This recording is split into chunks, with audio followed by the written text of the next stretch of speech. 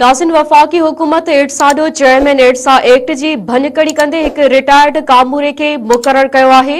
उन सिलसिले में असां राब्तो कयो आहे सिंध के आपाशी खाते के वज़ीर जाम खान शोरे सां। अस्सलाम वालेकुम शोरो साहब। अस्सलाम अदी। शोरो साहब, वफ़ाक़ी हुकूमत एडसा एक्ट की भञकड़ी कंदे सूबन का चेयरमैनशिप जो हक खसे वरतो आहे। अवां आपाशी जा सूबाई वज़ीर आयो, उन सिलसिले में सिंध हुकूमत छा कंदी?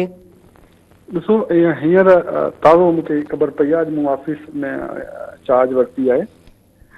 इनमें जी ब्लेटेंट वायलेशन आहे या इरसा अकार्ड जी, या इरसा एक्ट जी वायलेशन आहे, या उन स्पिरिट जी वायलेशन आहे जंहिं स्पिरिट जे तहत इरसा अकार्ड थियो, वाटर अकार्ड थियो सूबनि जे दरमियान।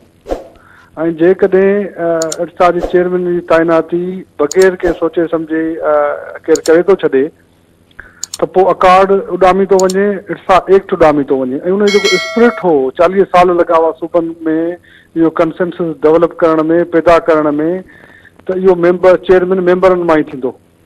तव्हां ॿाहिरि जेके माण्हू खे चेयरमैन अपॉइंट करे था छॾियो त पोइ इहो एक्ट, वाटर अकार्ड, इहे सभु केॾां हुयूं शयूं। त असां इन जी सख़्तु मज़म्मत कई आहे ऐं इन ख़िलाफ़ आउं ख़त बि लिखां पियो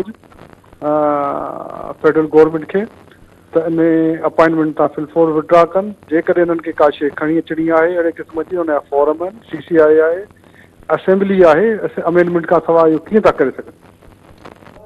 जाम खान शोरो साहब, छा सिंध जा माण्हू उहा उम्मीद रखनि था त पाणी जे बाबरे में एडसा एक्ट में कयल तरमीम खे वापसि करायो वेंदो?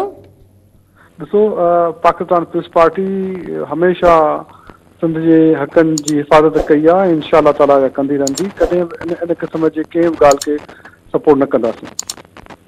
जाम खान शोरो साहब, अवां मेरान टीवी सां ॻाल्हाइण जे लाइ तव्हांजी महिरबानी।